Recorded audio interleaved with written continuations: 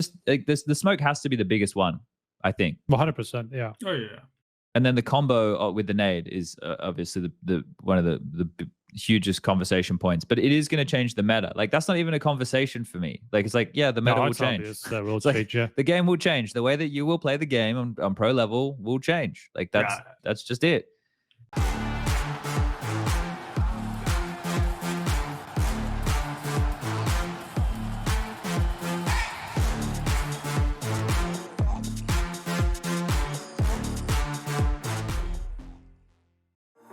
Finally, I found what I was looking for.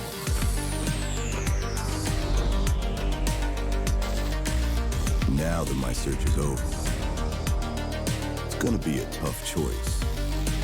But fortunately, no need to choose. When you can just have them all. Buy and sell skins on BitSkins.com.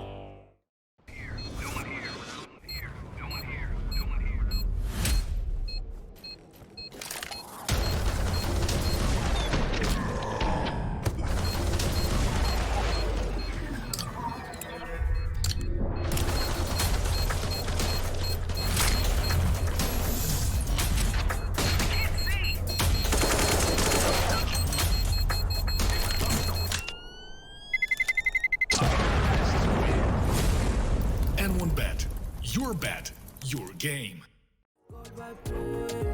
It's a good vibe, it's a good vibe, it's a good vibe, good vibe.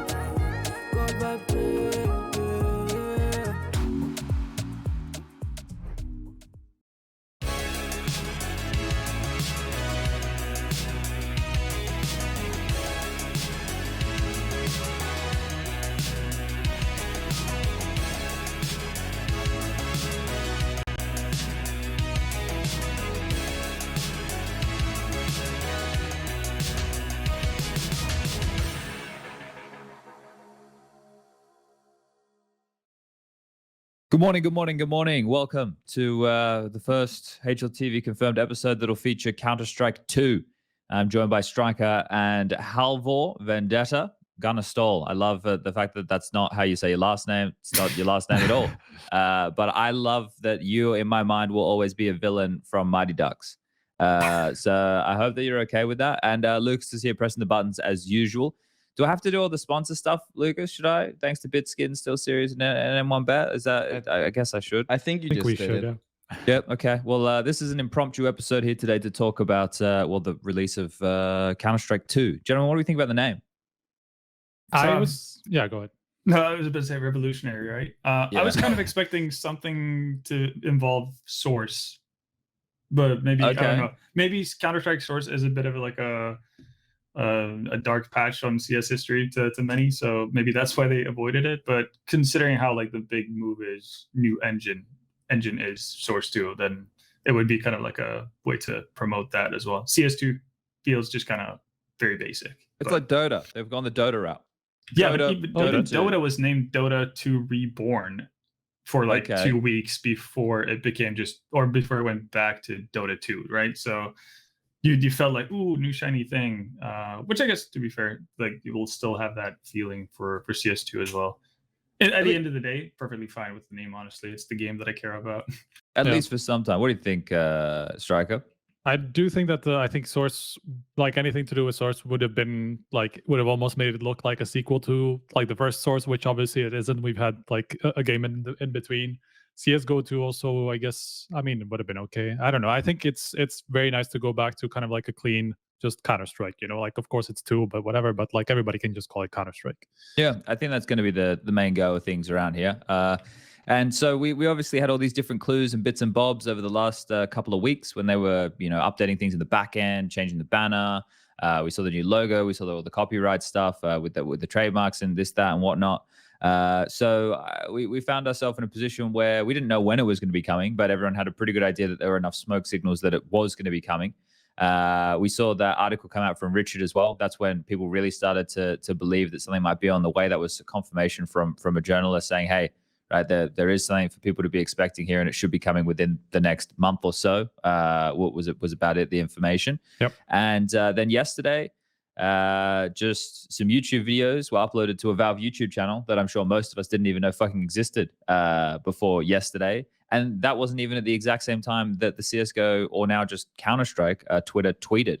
That came about 30 minutes later. So there was like all the hype because everyone was watching the fucking videos, and then they tweeted, and then later in the day, there was the release for people who have beta access to be able to get in the game and run around and test it out on Dust 2 only. But in those videos, they highlighted a couple of key things, right? And I guess those are the key things that we probably want to talk about the most. Or is there like other housekeeping that you want to get through, Striker, before we get into the meat and potatoes?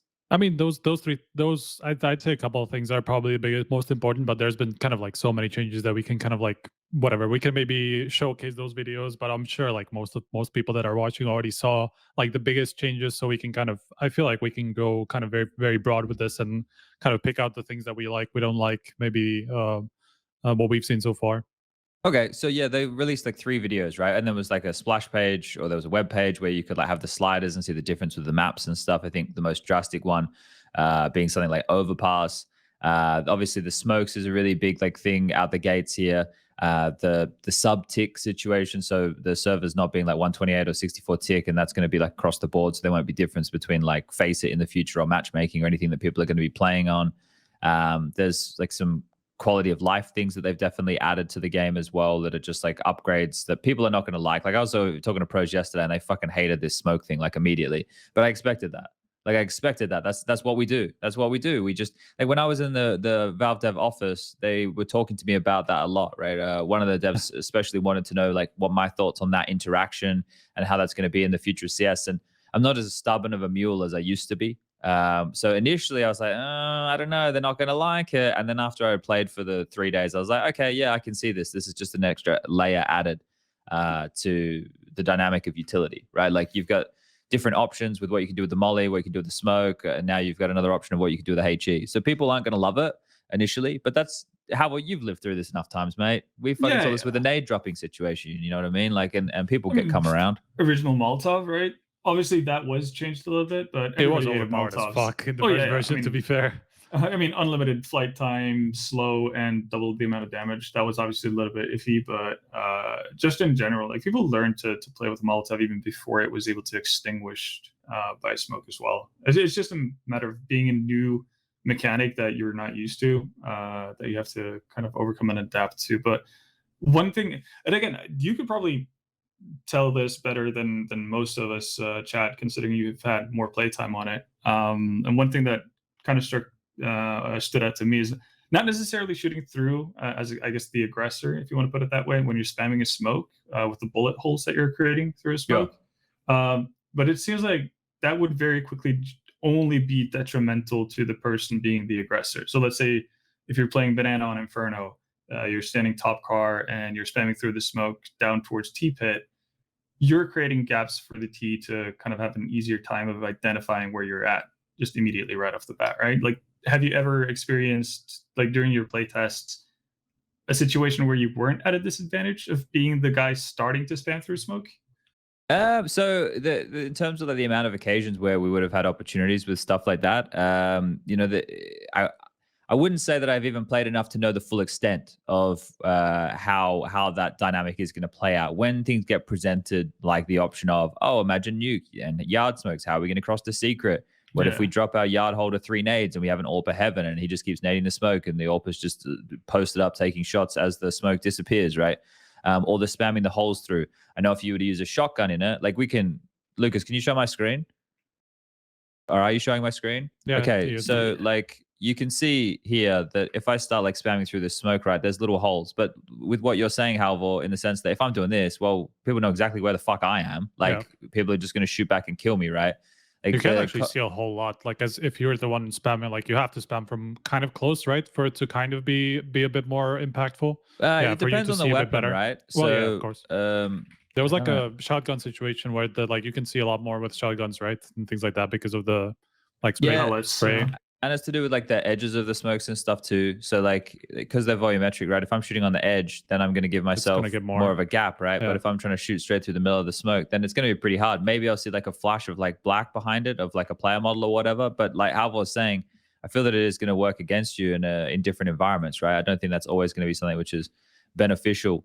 Yeah, it's more the you. nading situation, right? That's going to make a big difference, because I think that's going to make the game a little bit less straightforward and definitely a bit less predictable. Because the way that it works now, like if you have a Molotov, it generally means you can't go through it. Of course, you can smoke it. There's that, like that's almost kind of like my like how I would compare the whole nading the smoke situation to something else that already is in the game. Like you have Molotovs, but you can smoke it, you can extinguish it immediately, you can use it to pop sites very quickly, very suddenly, and it's not like it's nothing that the pros haven't been able to get used to right so far. So I feel like it's just going to get another one of those elements where smokes just aren't quite as important as they were before. It could add more pace to the game when you think about For sure, it, right? yeah. You can do much more like quick explosions and pops and things like that, exactly because of this.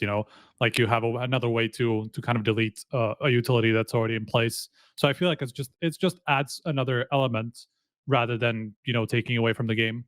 Could you test one thing for me, Chad? Sure. Again, because I was curious about, because I didn't really see anyone like double layering smokes, because obviously that's not something you do with the current smokes that you have in CSGO. But with the AGs obviously removing smokes for a limited amount of time, like if you basically double layer smokes to a certain, like a little bit of an overlap, right? Not Sure. massive. Does it actually remove both smokes, or just the one that it's most, I guess, close to? All right, so that's 2 smokes to cross along. It's even on your placement, right? Oh. So this is it. What So if you go in the middle? Yeah, Between them both. it should clear the whole thing. Yeah. Okay.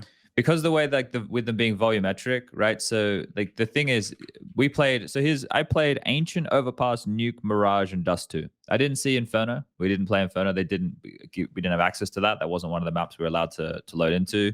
We didn't play any Anubis. So there's some maps that we didn't see, right? But like Monster Tunnel, when we were keeping Monster Tunnel smoke, that smoke becomes so long, right? And like if you throw your nade incorrectly, like if I throw my nade like here, I don't think it's going to clear the whole thing, right? It does, I guess. So Almost it left like, because this smoke is volumetric, it's going to take up all of the tunnel. So if my HE is here instead of deeper in the smoke, well, I don't gain anything from that. I've only cleared half the smoke, right? But like if I was a T and I was rushing, Hugo was trying to make this example when I was talking to him last night. So like, let's say that the smoke's in the tunnel and I drop my HE down the end of the smoke and like walk into it. I'm going to get the vision from the end, but I can still dip back if nobody's there on the other side if I wanted to fuck off, and I'd still have like some safety of a gray screen, right? So it's going to add some dynamics that we haven't seen before, which people immediately are resistant to. And people are resistant to because that means they now have to learn a new dynamic, and that now means they have to work harder, essentially, right? Like that's what this boils down to. So people get scared because, hey, I need to learn all these new dynamics, these new things in the game. There's going to be a lot of other players. Like Carrigan was saying this on the couch with us yesterday. Like if he was a tier 2 player, he would only be playing this. He wouldn't be playing anything else. Because this is the best way to get the edge to be able to compete at the highest level. That doesn't really make a whole lot of sense to be playing any other version, right? So it's going to be curious to see how this kind of plays in with the top tier Counter-Strike, like if it changes the status quo or anything like that. But yeah, I don't know. Like I look at a lot of these features, and to me, it's not like, oh no, it's over, Counter-Strike's dead. It's just like these are subtle changes that are going to have impacts on the meta, right? Because pros are like, well, how are we going to cross outside on Nuke? I'm like, I don't know. There's no fucking skyboxes. How are you going to do half your exit? I secretly love that, but then again, I have a pretty significant Source background as well. But the fact that you don't have skyboxes anymore, if that is fully true, obviously there's maps that we haven't seen yet. But if that is true, I think that's going to open up like a world of possibilities. Like again, right now we're thinking about predominantly the limitations it'll bring, because we're used to the maps being the way they are, where you will actually have to utilize skyboxes in order to throw whatever set utility that you use in certain situations. But to me, that's just kind of giving players a sandbox, which can only lead to good things at the end of the day. I think so, right? Like having more decisions available with these things. I see like the limitation acts like I don't know. It's so hard when you have something brand new like this come in, and people are already looking for I'm not going to be able to do this the same. I kind of feel that's the point, isn't it? Well, yeah, exactly. Yeah. That it's meant to be different. And I know that everybody doesn't love that. But I feel that that's the resistant part of this, right? And this is I think we were talking about this before we went live. I don't know. I fucking haven't slept a lot. So the CZ to the 1.6 to CZ like change was like mainly graphical with a couple of little changes. Whereas like 1.6 to source or source to CSGO was pretty major. But this one here I think is like, and this is why the skin's getting ported across. The answer with all of this, excuse me, the answer with all of this is like one day a switch will be flicked and this will be the game. There will be no source like 1 version anymore. This will be the game, right? And when this becomes the vidya game, I think that we are just going to have to get used to these changes. Like, it's not going to be exactly the same. I really like the game as it is right now. I think Source 1 version of Counter-Strike Global Offensive is the best version of Counter-Strike we've ever had, right? I think that it's like the most refined. It feels the best. It's the best with all of them.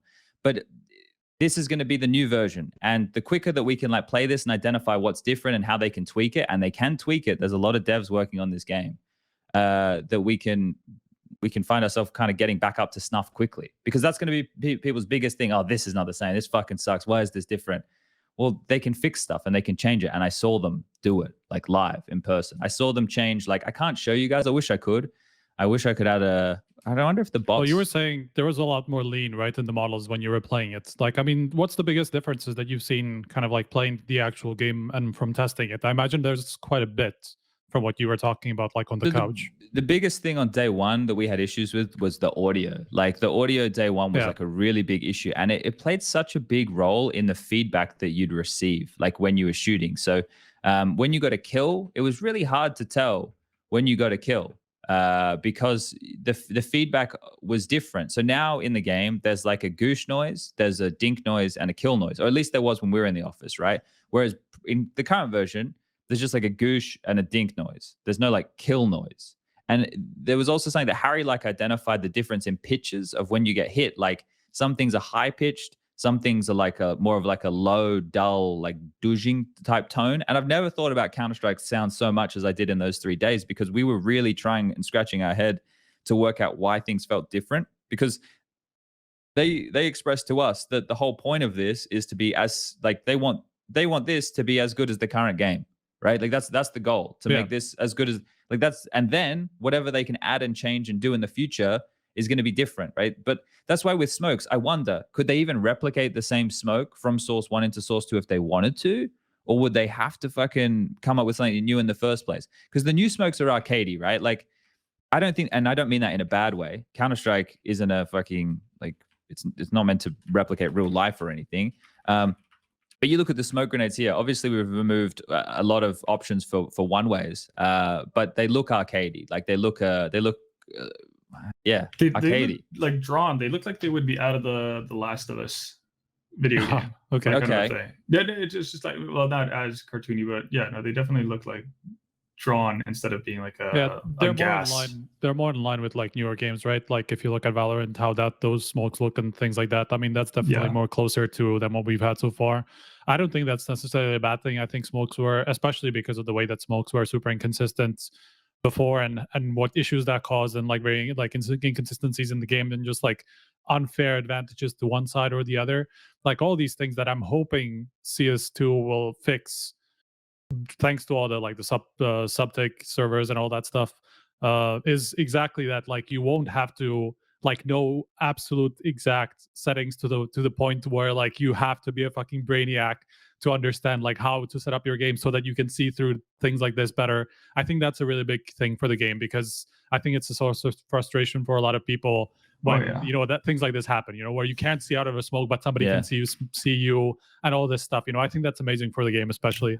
Didn't they call it like what you see is what you get? That was kind of the tagline for that entire section, and I think that's massive. Again, I think all of us have kind of gotten used to the fact that one-way smokes exist and they're a thing, and obviously if you don't use them in the current iteration, you're a bit of a dummy, because obviously it gives you an advantage. But I'm so happy to see that being gone. And from what I understood from having spoken to people who were in Seattle, the fact that like it was like you guys tried to find one-way smokes and you couldn't. Like it was actually impossible for you guys to find like buggy smokes in that sense. That gave side A an advantage over side B, etc. Which I think is really, really cool, because again, you're still going to be able to play around the smokes just off of the geometrical aspect of the smoke as they are right now. Like they're still going to have like edges to them, etc., that you can fiddle around with. Like you would already see that yesterday when the pro players were playing around with it, that you can find angles, but it's not like the opponent is still going to be able to see you. But again, you can still find some like avenues for yourself to find a bit of a gap here and there. But it's not a broken advantage. Yeah, let's let me place a bot here. I mean, one thing while you do that, the one thing I do have to say that, like, I think from what we were talking about, like how big of a change is this? I mean, it's a big enough of a change that makes it exciting, but it's not big enough to make me feel like it's not the same game. Like when I was first kind of like watching those videos and kind of like heard everything that you guys were saying about the new game and all that stuff, I was like, fuck, that's seems like really a lot. Like it feels like it's really going to feel like a different game. But then I saw people playing it, and this morning I actually got access, so I got to run around a little bit. I'm like, this is still CSGO. Like this is very much the same game, just like enough to make me excited about like these little differences and additions to the game. Yeah, I think like that's the thing. The core mechanics was the key to keep the same. Like the movement and the way that shooting feels, right? Like not just recoil and spray patterns and everything, but how satisfying Counter-Strike feels as a game. Like those are the core mechanics that made the game, like make Counter-Strike feel like Counter-Strike. You get your feedback on your kills. It feels rewarding when you get a good kill. You know that it was hard to make that frag. And then when you add on top, this stuff here is like, it's obviously huge. Like the way smokes work is obviously huge. I'm not a fucking moron. But also like when you come out of the smoke, as you're coming out of the gray screen, it's hard for me to show, but you'll have like smoke around you. Yeah, I just saw that when like the smoke was blooming. I didn't notice that before. Yeah. So when you run through as you're coming out of the smoke, like that's the version of like you're flashed, right? That's the version of they're coming out of a gray screen.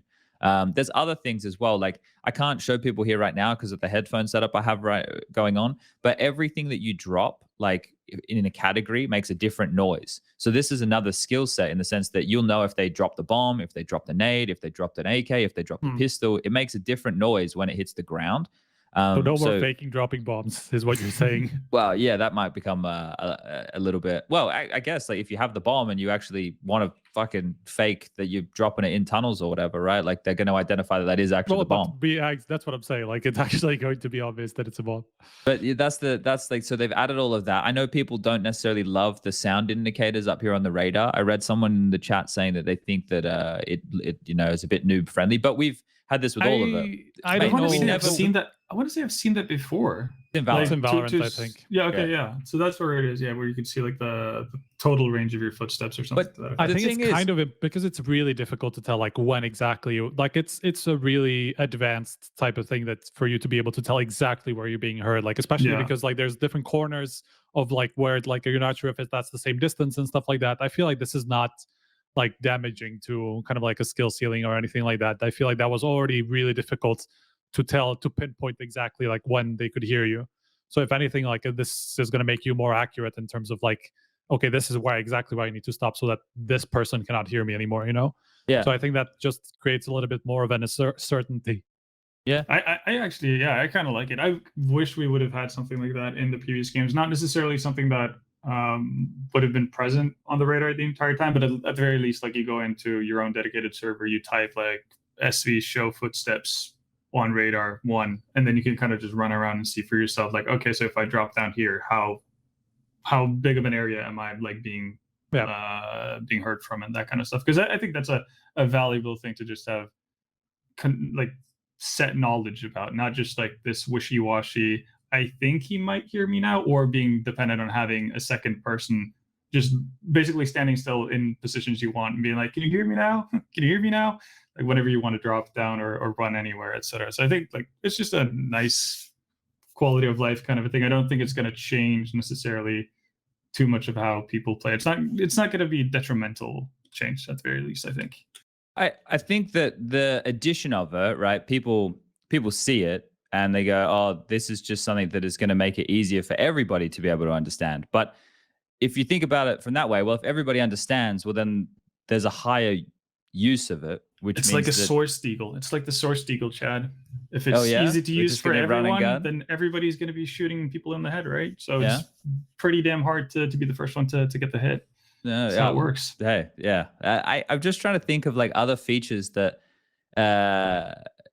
because yesterday when we were talking about it on the couch, we hadn't played it since we were there in like January. So a lot of the stuff, like they did add a jump throw bind for us, but the jump throw bind is not in the game now. So Doesn't exist, right? they removed the jump throw bind. So I don't know why. They said that jump throws are consistent, so give it a try. But I think that was the thing. Like, I don't know if jump throws weren't consistent before. The harder part is being consistent at where you release it in your jump, right? Like that was the hard part. But that seems like it doesn't matter now. Like as long as you're in the air, you're just gonna. I don't know. Maybe that's how it seems to me, because I obviously haven't like tried it a lot. that was the entire point of a jump throw, that it would be released at exactly the same points. Not because it was like the same point was inconsistent. It was just because it was impossible to get the point right like 100% of the time to release it at that exact moment, you know? So I feel like it's almost like as long as you start the jump and release it, like it will always land the same way, you know? Well, yeah, but that I don't know. Like I guess I'd have to play around a lot, right? I haven't had enough time to try this, but that's what it says to me, at least. I would imagine so anyway. Could you turn on the grenade preview, Chad? And I guess basically we can do that. chuck a bunch of just chuck a bunch of different smokes while jump throwing, like manually, and see if there's any sort of difference to the trajectory at all. Because again, like it does actually matter if there is like a millimeter difference or not. But if it's the exact same for like 100 throws in a row, you're just throwing the same way you knew in CSGO, right? That's the exact same smoke. Yeah. Yeah. It's not like okay. No, I was watching Simple Throw this yesterday. Oh, okay. And like he wasn't having any issues. Did you do both? Actually, that I released earlier. The jump throw in the past as well, though. Do you know the lineup for the one that's closer to drop down? Here, like here somewhere. Yeah, I go a little bit like that, and then on the left side of the window, midway. Like here. Yeah, but like basically, if you cut the window into two parts, like right down the middle, you want to be on the left side in the middle of the left side. Sort of, yeah, so that looks about right. I guess looks like it's gonna land. Yeah, you do have the preview. I kind of forget that. Yeah, it right. was just super sick, by the way. That's such a cool addition. That didn't exist in the office when I was there. We didn't see this. Oh, they didn't? Nah. So they've added a lot of stuff since. Like we played, like I said, we played on a bunch of different maps. So I'm not surprised. This is the first release, and Dust 2, it makes the most sense here for this. But there are like just some other like quality of life features and whatnot that weren't as refined. Like just some of the little details, like just even the way the GUI looks. Like, what do you guys think of the HUD? It's not as customizable now. You can't move as many things around. Like the money, for example, is like bottom left. Yeah, and shit. I really like getting used to where the money is. Like what I can buy it, but that took a second. I realized that that's something that will take some time. I think that's okay because like eventually like you will get used to where things are, and it's gonna kind of feel the same as long as you have enough playtime on it. So in terms of customizability, I feel like that's always something that people will miss, but I don't think it's a big deal, honestly. Okay. Yeah, it's just like it's gonna be awkward for me to look down at like bullets, for instance, and your feet. Yeah, the feet thing I could have been without. I'm not a big fan. I don't see like what that adds. It doesn't. Like I don't know. For some reason, it kind of messes with my immersion. I'll be honest. I've just kind of been used to having that. I guess like Quake 3 look where you don't have anything when you look down. I guess it's pretty jarring for people who have never had legs in Counter-Strike to now have legs, right? Like it is pretty unusual. Do they give off shadow though? Like in the same way, because I remember like this is way back, but like this is 2013 or something. I think you can see your shadow all the time now. That is good actually, because like for angles that's where you didn't know where your shadow was showing. I think that's cool. Like back in 2013, we were playing a FACEIT tournament against Astana Dragons, and we boosted up on like Old Mirage CE above T-Pit. And we were so certain, like we'd figured out this new boost that was going to be so sick and everything, only to learn that Markelov could see our feet because we couldn't see our own shadow in the early days of CSGO, and we couldn't see our feet either. So we were like, yeah, no feet, so obviously no shadow. Yeah, and didn't really consider that at all. But yeah, feet. Just I don't know, it just feels weird. I look, it's one of these things as well. It's like it's new, it doesn't bother me that much. It's different. I'm yeah, not going to be whatever. looking down at the ground that much anyway, right? Yeah, well, hopefully your crosshair won't be in the right place then, mate. Crosshair placement never been my strength. What do we think about like the way the molotov looks? I like that the smoke doesn't come out of it anymore and you can actually see over it, because that was another one of those things where like you have to have a specific NVIDIA settings and settings in the game and all about that stuff, like to see if you're close to it or back from it, things like that. Like I'm glad that it's not like almost like an additional smoke that you have to your disposal, because I really hated that in the original game, that it was so difficult to see over it in so many places. People saying smoke under the car. Yeah, the smoke's just going to plume around the car. I think like with some of the stuff that people saw in the videos, like with them being volumetric, right? Like they had them in that like weird shape on the wall and having it fill that out. But I don't think any of the objects in the game are going to stop the smoke from like jutting out like this, right? Because they are just going to find that gap and they're going to have to fill whatever gap is presented to them. Yep. I just like this. The smoke has to be the biggest one, I think. 100%, yeah. Oh yeah. And then the combo with the nade is obviously the one of the hugest conversation points. But it is going to change the meta. Like that's not even a conversation for me. Like it's like, yeah, the meta will change. Will change, yeah. The game will change. The way that you will play the game on pro level will change. Like that's just it. Yeah, because like for people, it's more of like, is it a good thing that it'll change or not? But to be fair, I think change is always like things that don't change or evolve die. So like you can't necessarily think about it to the point where it's like we never want to see anything adapt or change at all. I think this is like it's gonna allow for cool new shit to happen. It's gonna create moments that's gonna be highlight worthy. It's just gonna be fun to kind of explore with everyone else as you see them. Like the first time a pro uses that to get a 3K in a 6 situation or what have you, when people are actually now using like the CT walls or like the wall smokes on yard on nuke as an offensive thing as tease, right? Because you drop the smoke and now you're doing AGs into it so you can, you know, peek and catch CTs off guard. Like all this is going to be fun to see. At least that's how I imagine it. Yeah.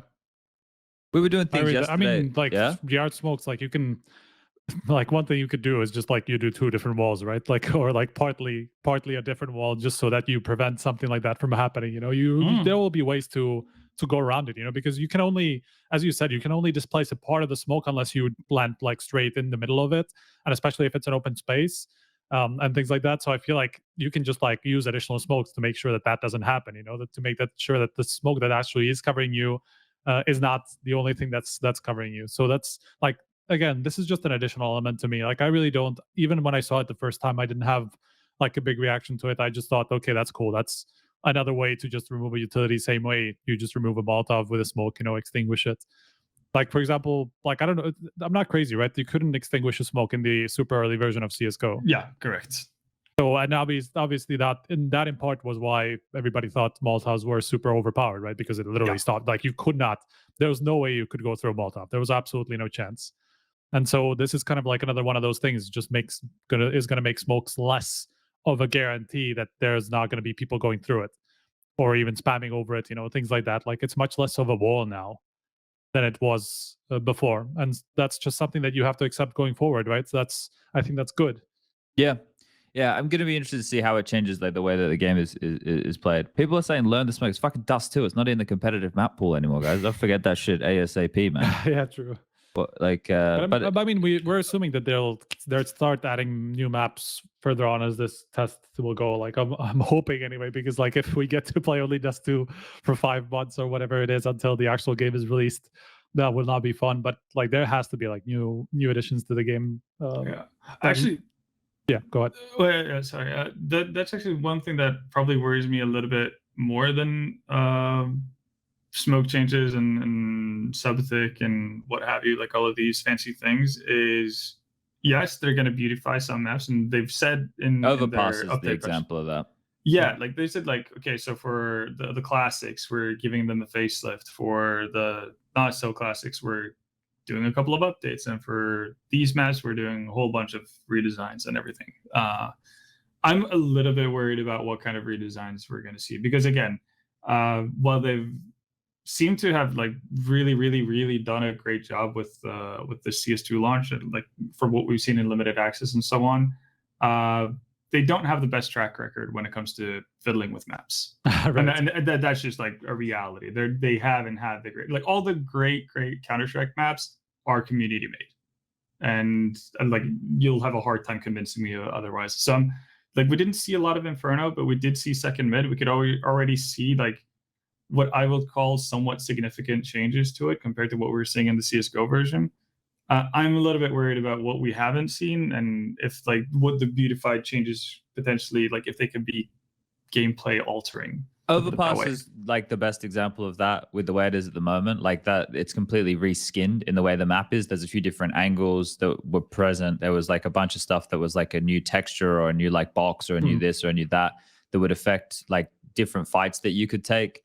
In terms of like how the map looked, though, Overpass's like visibility as a map, like everything was so much more colorful. Like the monster graffiti and everything was a lot more vibrant. And like visibility, one thing they really didn't want us to do while we were there, because we could use clear decals when we were there. They didn't want us to use that just to see what the visibility was like, because they said they had put a lot of work into that type of stuff. So there was all of that. But in terms of like the maps, yeah, I think it's the same thing. It's going to be slightly different. Like everything is going to get some form of a change. In terms of if they do massive overhauls, I'm with you, however, like I don't think the current maps that we have in the pool need massive overhauls. They just maybe need like a visual upgrade and then some changes which give a player like a new option or a new angle that has to be considered, right? So I mean, so far it seems like even Overpass, I know you've talked about new angles, but it still seems like pretty much the same map has just been kind of like entirely remade in the new engine, right? And so like it's probably just going to benefit from some of those changes more in kind of like the back end type of thing rather than as an entire map. So I feel like it's, at least from what I've seen so far, I mean, you can say a bit more about it, I assume. It doesn't seem like it's going to be like entirely new, like avenues in a map and things like that. It's just going to be like slight little changes. Yeah, well, we played like Nuke, Ancient, Mirage, and Overpass, as well as Dust 2. Right, those were the maps we were playing. Okay. And the other than Overpass, they were all pretty much the same thing, right? Like there was maybe like graphically textures looked a little bit different. Like Water, for example, on Ancient looks fucking amazing. Like it looks really, really cool. Other than that, they were pretty much one for one the same map. I'm just trying to think of what else kind of was out there. But I overall, I think as long as the shooting mechanics feel the same, which I don't think they do at the moment, like people are going to notice a couple of things that feel a little bit different, and there's going to be some teething issues with sounds and everything like that. But mainly more like the feedback rather than the actual shooting, right? I don't know, man. It was hard. I was trying to work it out with Harry last night. Like we both felt weird with the Deagle, like, but I don't know if it was a good or a bad feeling with the Deagle. Like it felt like it had this weird, like when you would shoot, like it had this weird like kickback, but I don't know, maybe they intentionally added that because the Deagle's hard to use. I don't know. Like we played as in like visually, or do you think it's actually like gameplay defining? And like, is it something that you're just being like kind of paranoid about, or do you it's actually probably think there's that, difference? right? It needs some more like playtime to be able to identify exactly like because how like it plays out and everything. I think what you were talking about with like how much audio plays into like how much feel you have for the game. I think that's like a lot of these things play together, you know, that you feel like are kind of like the Deagle would be the best example, you know, that you see like how much like it's violent, you know, and it was even in the previous game, and that's kind of like what adds to the feeling of it being hard to control and all that stuff. So I feel like this is all something that just like plays together, and once you have enough of playtime, you'll see that gameplay wise it actually doesn't make a difference. Hopefully. I'm curious to like, do you remember the beta access CSGO Deagle, Chad? Fuck, you're taking me back 10 years, mate. No, hit me with it. No, because it was awful. Straight up to the point where like nobody used Deagle at the start of CSGO. Oh, Everybody yeah, I used remember that, P250, right? And that was partly because of the feedback from the Deagle. And this lasted into launch as well, to be fair. Just felt so wonky. Like whenever you would shoot, it's kind of like those TikTok meme videos you see where somebody has like put, I don't know, some hydraulics to their monitor, and whenever they shoot, like the entire table shakes. Yeah, that's how the early CSGO Deagle felt. And I don't know if like that's the kind of same sensation you're getting, the fact that like the feedback is too I'll go into the game, actually. I'm curious about that. But that eventually like calmed itself down as well. Obviously, like the Deagle went through a couple of changes, in the lifespan of CSGO as well, right? Like from being obviously like the one-shot machine to the 88-in-1 weapon as well. So I think that's just like a temporary thing, because it had the exact kind of weird thing about it at like the early stages of CSGO as well. So I think that's something that will get tuned and adjusted eventually, like if it feels weird now. But that's the thing, like I've said before, but there's a lot of devs working on this now. So like when things are coming up as like bugs and stuff, I imagine they're going to be fixing a lot of these things quickly. And then in terms of like how things feel, if there's like an overwhelming piece of feedback about something and everybody feels the same way, right? This is why Reddit and stuff during these things is really important, because they will have a look at what like bugs and everything are being put up, and they will take this type of feedback.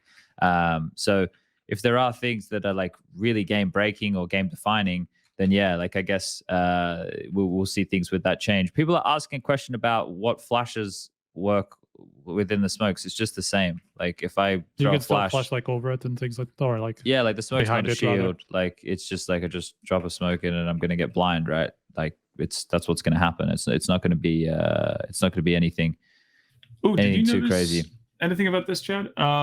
People were saying that the noise or like noise distortion or disruption from flashes are way more significant, or is way more significant now more like than what source. it was in CSGO. Okay, yeah. So we had a really big issue with flashes when we were testing in the office. They were like source flashes. Like you could throw them, and even if you turned away, like it still felt like you were getting fucked, right? Yeah. So that I don't know. Like we had a lot of feedback about that, and they're like, yeah, okay, message received. Like we get it, and they couldn't fix that in the time that we were there.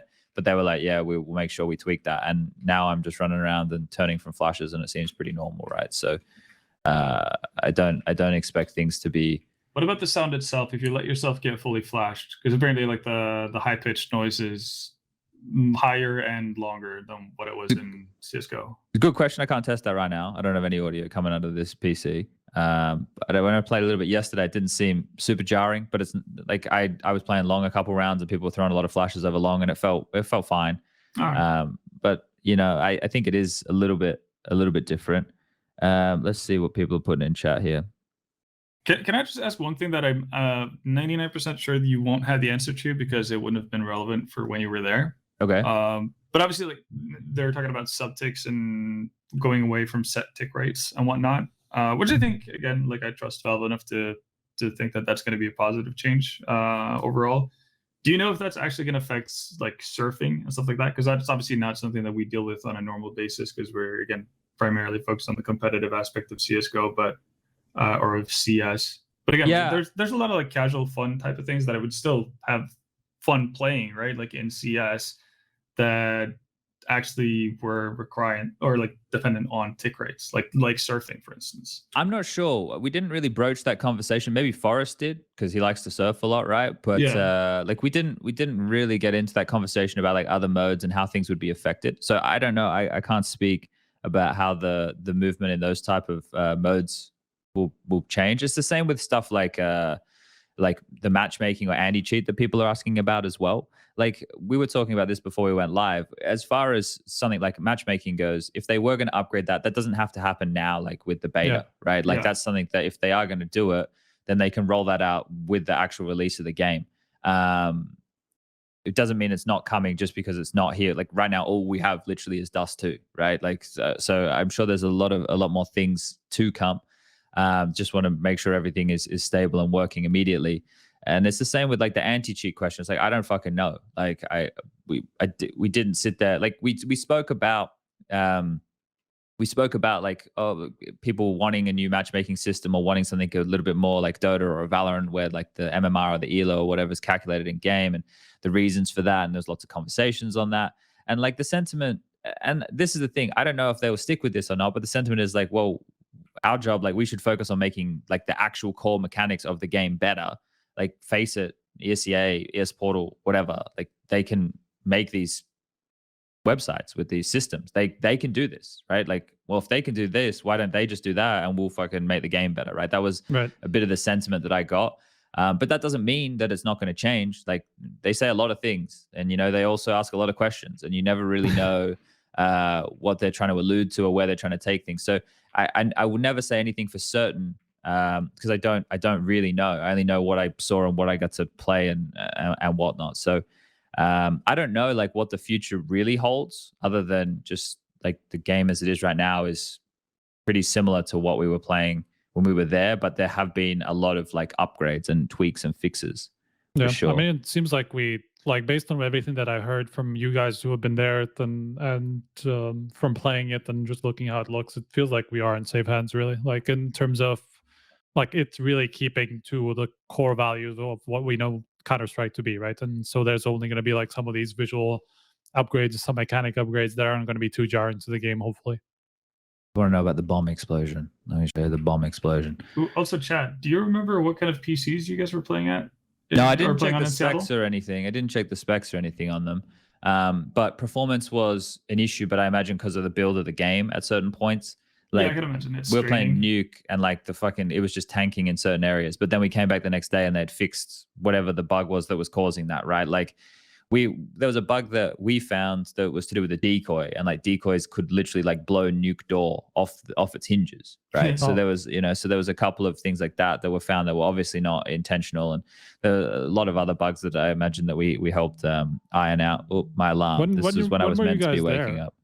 After the HLTV award show.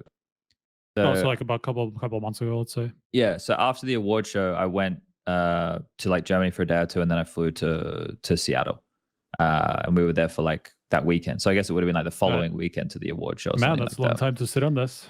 Yeah, I was about to say, how difficult has it been to keep your mouth shut? Especially when obviously like it is a talking point when like people or data miners are finding like info and bits and bobs. I think the biggest thing is it's like everybody else is getting excited about it, but you already know. And it's like you want to get excited because that's what I would normally do is get excited. But it's like, well, am I allowed to get excited? I was excited. It's like I didn't know exactly with that, like, oh, should I be tweeting about this, like, because I'm not meant to talk about this, but everyone else is talking about this, and if I'm not talking about this, does that mean that yeah, that's also telling of something that you might or might not know. Yeah, so it's like, is there an extra clue here?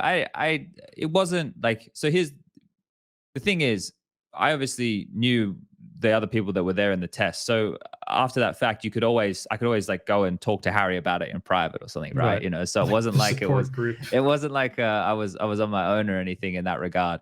But like the actual playtest was really cool. Like something that I will acknowledge is getting to hear like players like Forrest and Gerite, like, and the way they think about the game. Like Forrest, especially with some of the movement stuff that he was like identifying, like just the way that he would think about the game and be able to articulate some of the points, and the way that we were as like a group like breaking. Because day one, we're like, oh my God, we're all so happy to be here. Let's test this game. And to be fair, like day one was actually pretty disappointing with some of the bugs and issues that we were having with performance and sound. But with how much they fixed overnight for us to then play day two, and we all had like a dinner together that night and we discussed, all right, let's go in and give some harsher feedback tomorrow. Like they want to hear that. Like they didn't bring us here to just be nice about this shit. Like they brought us here to like actually have some feedback to alter the game.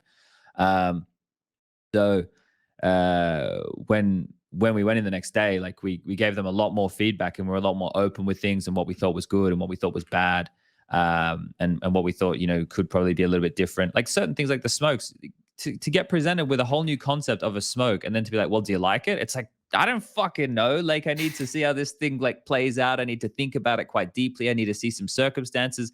I need to play around with it. And you're getting all this information just like coming in at once, and then you're like, well, fuck, like where do I even start? Like and we sat there at dinner, we all sat there at dinner trying to identify as like a group why it felt different for just like hours. We just sit in people's rooms and just talk about Counter-Strike, trying to work out like what feels good and what feels bad.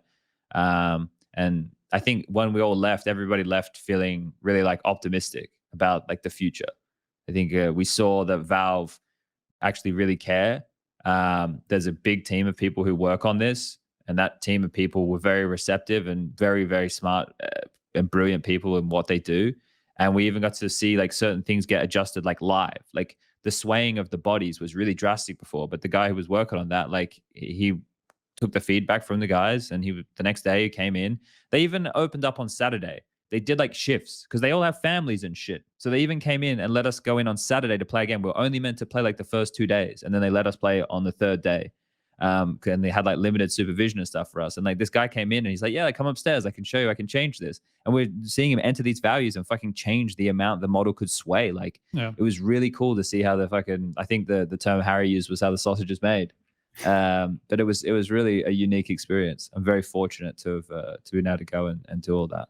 I mean, from what it seems like, from when you guys tested it to what it is now, it seems like it is a lot more mellow in terms of the most drastic changes. Yes.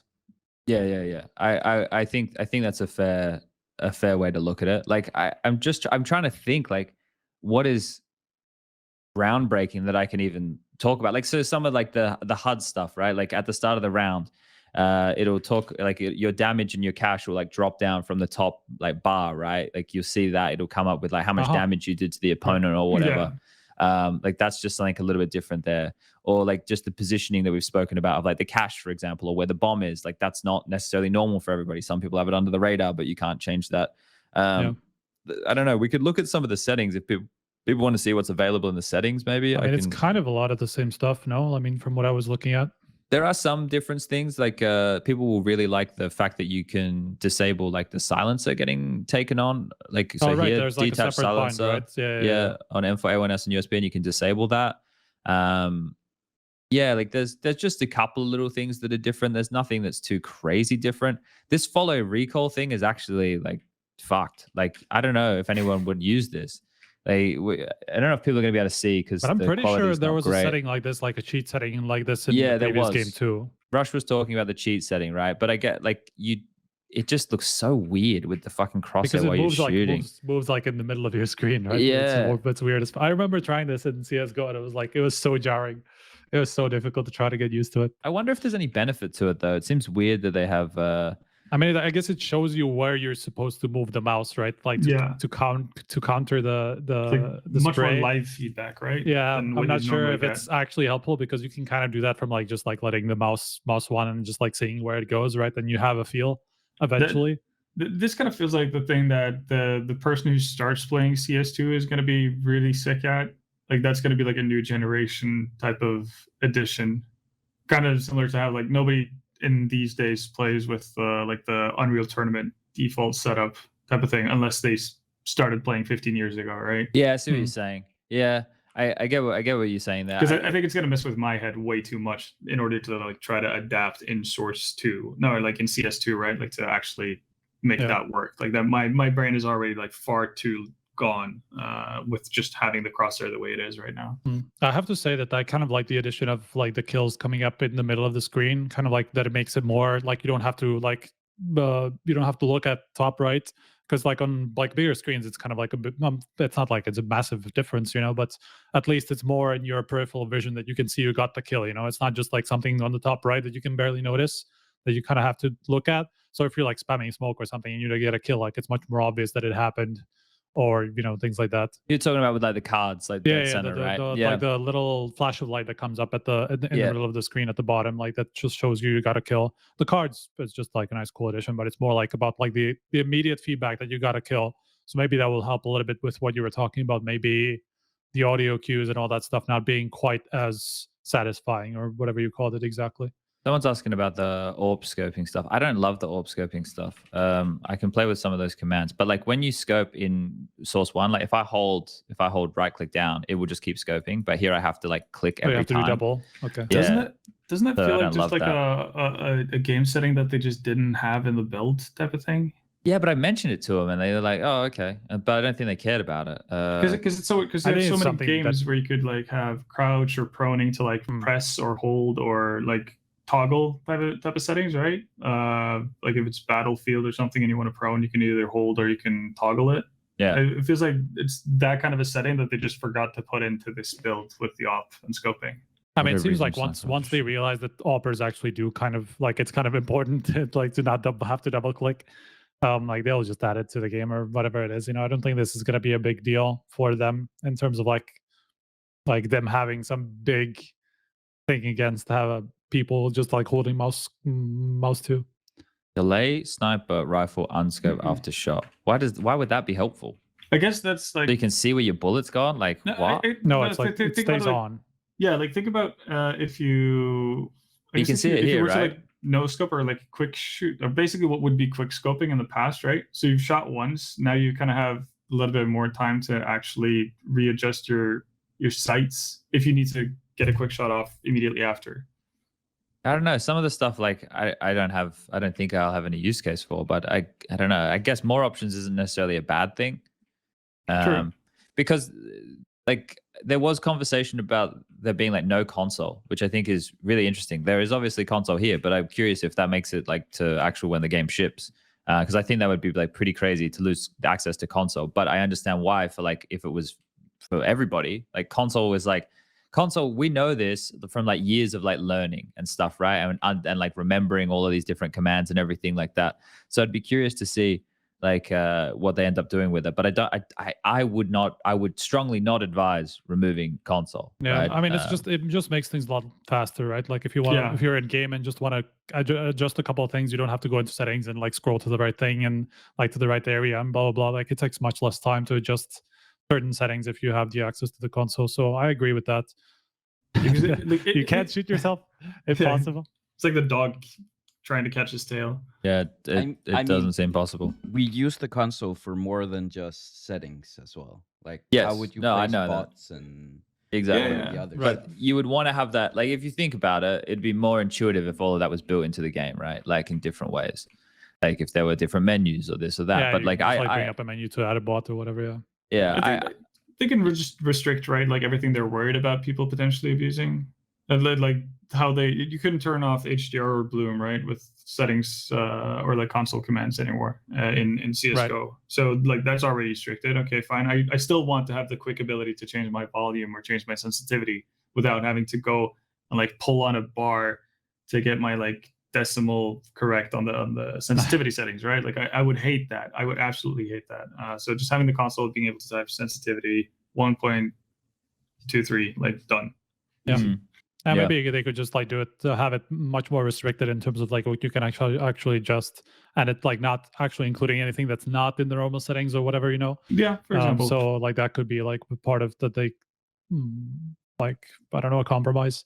I kind of wish they would go the other way around though. Like if they remove them from the console, they would just add a lot of the like graphical settings that you can tune and kind of stuff, even though there's not a whole lot of them in CSGO compared to the older versions. I wish they would just add that to like the video settings menu or something like that, because I mean eventually my PC will not be able to run CS2, I'm assuming, because I'm still running like a 1070, right? So that I can see that having struggles if I'm not able to turn off basically a majority of the fancy schmancy stuff. Like I'm never going to see the shiny water on overpass, because that's going to make my PC burn.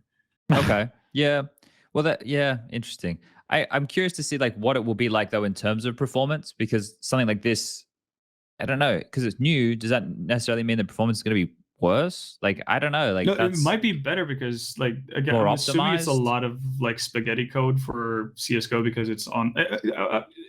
Correct me if I'm wrong here. CS:GO is the only Valve game that was still running on Source 1. Yeah, I think that was the only thing. Yeah. Which is probably why the dev team is also pretty small for it, because everybody else would be working on Source 2 engine stuff, not necessarily a Source 2 game, but Source 2 engine stuff, right? Like that engine has developed and gotten updates. People are saying TF2, but TF2 but I mean, it's a super. Is that a game? Right? Like, do people play that game? You know, like it is kind of. I guess I was about to say like TF2. Valve have definitely forgotten that exists. So I haven't played. I can't remember the last time I played TF2. Valve very long time ago. So, which is a bit of a shame because it's a fun game, etc. They deserve better, but like there's not a lot of active games, if you want to put it that way. That I didn't realize there were so many people that played TF2 it has a really dedicated community. Yeah, right. It's kind of close to CS. There's a Vitality manager saying no CS player or caster at the gym this morning. I wonder why. Yeah. Everyone play like that's it. Playing. Like lots of people were messaging me to get them access, but I don't have the ability just to turn on the tap to give everybody access, unfortunately. So I mean, you can try tweeting at them, but it's probably not going to work. Yeah, I think if you're a pro player, it should be pretty easy just to like reach out to Valve and fucking get access to it. But they follow a bunch of people. That's kind of like a bunch of the players and stuff like that. So I imagine you can I did DM them and I got the access. So it seems like they do actually add people. So I got ghosted. I DM'd them and they followed me. And I said I would beg, plead, and grovel, and it just didn't do anything at all. Well, I'm curious because I know like the access was obviously getting rolled out in like different waves. Like not everybody had it immediately, and then there was like different points of the night. Yeah. But there's like 5 ways or something, I want to say.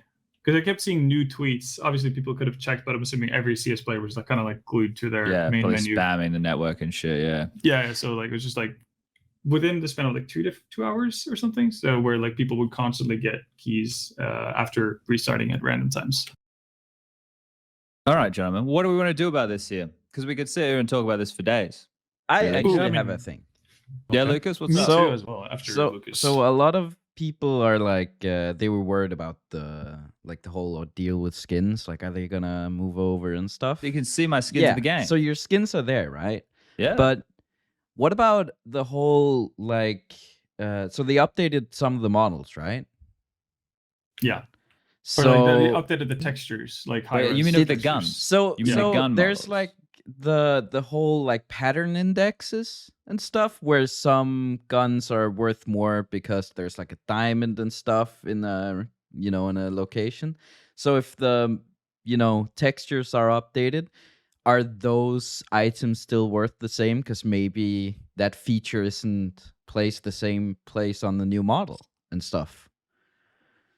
I mean, I see what you're saying. You guys probably Could wouldn't be. know because you don't have one of these skins. But it's like, if there's like one, skin that's worth $1 million because it looks like, I don't know, there's a diamond on the end. Is So- that diamond still there? Probably. I think that's like some of them have been messed up. I'm not sure if that's just like a temporary thing, but I'm convinced I've seen like some Twitter posts about certain patterns being gone, etc. But my question has always been like, who decided what pattern was valuable? That's Like true. I can understand like some are going to be like common in the sense that like let's say all 3 of our FAMAS Doom kitties have like the same pattern, and that makes it obviously not as rare. But like obviously don't know everyone who has the FAMAS Doom kitty, so you can't necessarily like know all the patterns. Like you might be the only one who has a certain pattern from what you know, but again, like your scope of every CS player in the world who has that skin is probably like limited, right? So I've never understood like who decides the value in it. And let's say like if you had a diamond pattern on one of your skins that made it really valuable in CSGO, wouldn't this make it just like the factory mishap version pattern, and now it's like even more rare? I mean, to be fair, like I'm not sure that Valve necessarily cares about this because I mean, Oh, they definitely selling off selling skins for real money is basically illegal because it's not actually your property. yeah, It's kind of like what they lend you essentially. So you're not even allowed to sell these skins for real money, So like you can sell them on the market and blah blah blah and all that stuff, but like you're not supposed to transfer that. Can they into real actually have cash. that opinion with the new buff market in China being officially supported with in-game commands? I don't know what that I have means. no You don't idea. know Yeah, that? That What was, this means. that was So great to me. a lot of people would know like buff market, where it's like a Chinese platform for selling skins. Okay. And basically, I don't know if it's like the Chinese government cracking down, but like the official publisher in China, Tencent or something, they're like Yep. making their own marketplace for selling skins for real money. I'm pretty sure. So it would be like and it doesn't use trading as all the other platforms. It uses actually in-game commands to transfer skins between accounts. So can they actually have the opinion that it's not worth money when they have an official marketplace for selling stuff? I mean, Well, I it's think a they, different publisher, right? I mean, I think they can acknowledge that it has value, right? Like it obviously has value, but Yeah. what is like we as the buyer and the seller determine that value, right? Like that's not on Valve. Don't determine No. the value. We as consumers determine the value of the product. I guess like the official stance of Valve would be like this skin is worth 0 cents. Like right? Well, but even still, like they theoretically. But I don't think they even have to acknowledge that, right? Like they've just created a platform where it's possible for things to have a value, right? Like so is that up? That's not up to them to moderate or determine that value, is it? No. I mean, Well, I'm I not- don't know. I I'm don't know. not It's a question. worried. I'm not sure. I mean, I guess, like- Valve can do what Valve can do. It's Well, still it's you were just saying an it was- aspect of skins. But you were saying Tencent were the ones who were creating their own market, right? From what I know, perfect, yeah. Not Perfect World. I mean, I'm pretty sure that it would be Perfect World. I mean, it should be Perfect World. That's the Chinese publisher. Yeah. Yeah, there's a Chinese publisher. I was just saying, like Tencent are the ones who have government ties and basically owns like half the world. Yes. So it would make more sense in my head if it was Tencent doing it with backing of the government, right. kind of a thing, because they kind of Makes roll sense. that way already. And then, then in that case, it wouldn't probably touch CS, and it still wouldn't like affect CS skins. Because I don't know, like, are Valorant skins worth anything, or like do they have resale abilities? I don't know if that's the thing. I don't play the game. I've never really been interested. Yeah, I don't know either. This is not really in our remit here, Lucas. No. What's the question though? I mean, the question was the whole: if the models are updated, probably skins values will change around the world. Yeah, but I think that's just like for example, I was looking at Machine's knife last night in game, and his knife like in the new lighting looks much cooler, right? So like the values will definitely change because certain things are going to look different. Some are going to look cooler. Like some things that were already cool are going to look even cooler. Some things that were cooler are not going to look as cool. Like that's just what's going to happen with it. But it's like a cosmetic that we put value on because we're fucked in the head humans who like to collect shiny things, right? Like something like that, I don't think it's a consideration of Valve, like a huge one. They obviously want to support that market because it makes them a lot of money. But if we're getting into the nitty and the gritty of like, oh, is that something that they should have to worry about? Well, no, like, because the value of a HAL could change tomorrow if every person in the world decided tomorrow they think HALs fucking suck, right? For whatever reason, everyone just decides that HALs suck tomorrow. Well, then the value of a HAL is going to go down, right? So in terms of what you're talking about, Lucas, I don't think that's a consideration for them. I think most of it would have been made with the ease of being able to port a lot of things across anyway, right? So, yeah. All right, do we have anything pertinent here, gentlemen? I gotta get ready to go in and do some fucking commentary. I've one really hammering question here that I don't think any of us have the answer to, but it's fun to just speculate. Second major of 2023, CSGO or CS2? I mean, it seems like CS2. I've heard there won't be one at all. What? Ooh, okay, well, yeah, that's the third option. But I only heard that recently. I only heard that within the last like 24 to 48 hours. And I don't know where that's come from. That's all I've heard. But I don't know. Like, I'm not talking as like an official insider with information from Valve. They didn't tell me that. This is what you heard in Seattle. I mean, it seems. I mean, we know that there is Valve have publicly said that there will be a second major of 2023. So for them to backtrack on that would be very surprising. But that's why, like, I would find it kind of strange to not have another major this year. But with the rumor that I heard and like in terms of what's behind it, I haven't like heard, oh, this came from this person, or this is what we have backing. Someone just said to me, oh yeah, there's no second major in 2023. Look, let's just say that next week when we have the next show, I'll have an answer for you. Okay. Ooh, okay. All right, there you go. That's nice. Make sure to tune in then. All right. Cool. I feel like that's something that I should be able to find out, at least if there is one, very easily. Yeah, like I don't know. I don't know. I don't have anything to put stock in that right now. Like I'm not that type of person anyway to be able to like verify that and shit. I just heard that. So by the way, should we have a clean swap? It's basically Paris major, player break. That's the end of CSGO. Like, in your opinion? The problem is it probably depends a lot on like how this test goes and like how ready it's going to be for shipping, right? So that's like, of course it would be the best way to handle this in terms of the professional side, but it is a dream world that I don't feel like we're living in. I feel like it's just all dependent on how the test goes, and it could easily be like another month after that, But do you think, like, again, obviously we have about 24 hours, or not even that, of like multiple people being able to play the limited test, etc. Like, from what I've seen, obviously, like in streams, etc., not that many bugs, or nothing that screams, or nothing that shouts game breaking, or I know last like night that. Stunner and I were having issues with lag. Like, we were doing some 10-mans and we were having issues where like him and I were like skating, like we were like sliding. Like when I would try and strafe out, it felt really, really laggy. But I could have been lagging, but it's weird that Stunner was having that as well, but he was in the hotel and I was here at home. So we were on two. You were both in Malta though.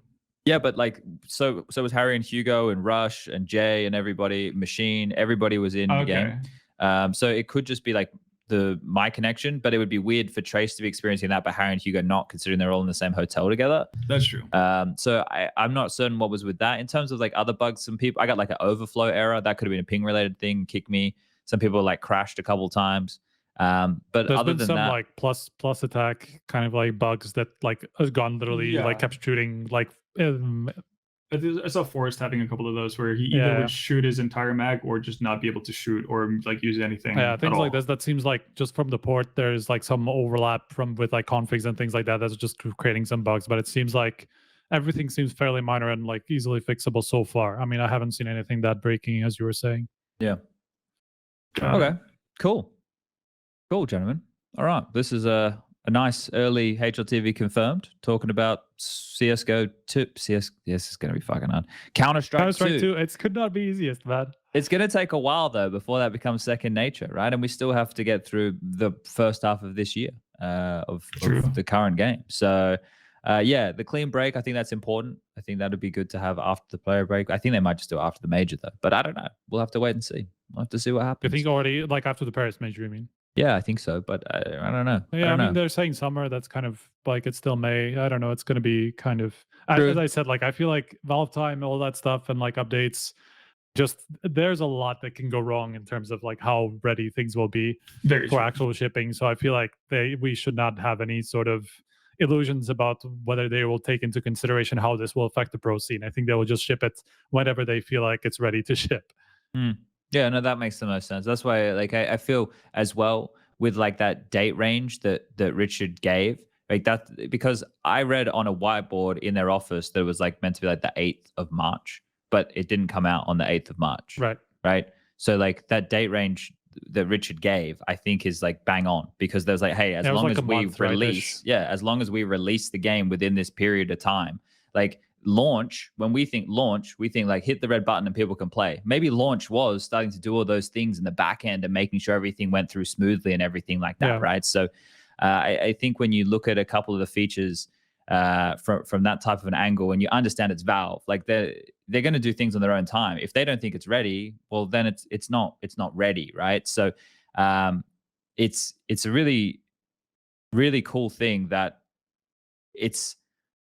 I like the way they've done it. Like, I like the way they didn't do anything. Like, there was the groundswell of all the hype. Like, we've had this hype now for what, like probably a year plus of just like, oh, this was updated in the Dota 2 thing, and this is what it said about Counter-Strike, and then another little bit, and another little bit, and another little bit, and then incrementally, the last couple of weeks, it went gangbusters. And as we were talking about before, like as soon as Richard released that article, like that's when a lot of people were like, I think everybody was like, yeah, fuck, that actually is real. It's real now. Right. And like once that came out, that's why like every night was like a holy shit, is it tonight? Like you saw a bunch of stuff. Is it tonight? Is it tonight? Is it tonight? Bro, the number of nights I stayed up until like 4 a.m. just in case, just because of my work, like I literally had to stay up super late a lot of the nights. So I was like, I'm glad that it's actually out now.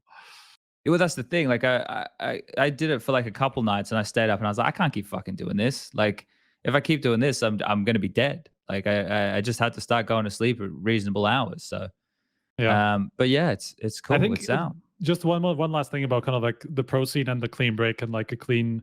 I mean, there seems to be a possibility that we could even run on CSGO after CS2 launches on the pro scene, and then like decide whatever the best point to transition as an entire scene is, or at least obviously the biggest tournament organizers can make that decision, kind of.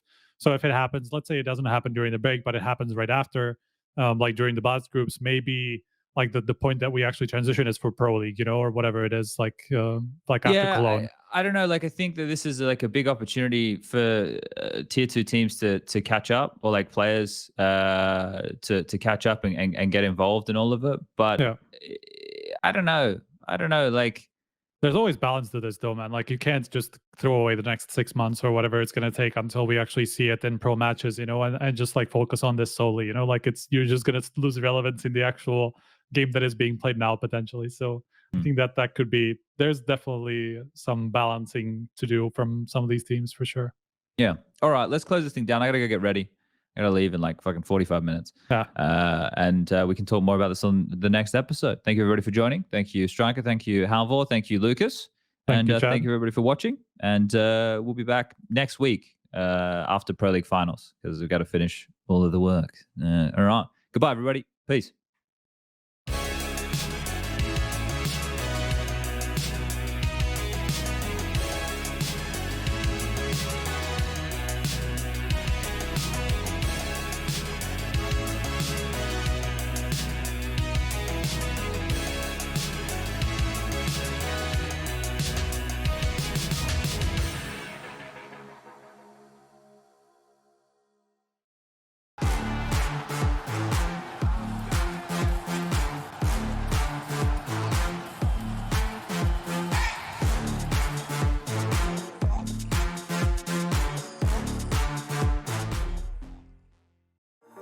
Finally, I found what I was looking for.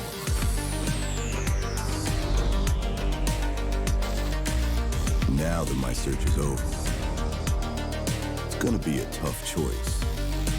But fortunately, no need to choose. When you can just have them all. Buy and sell skins on BitSkins.com.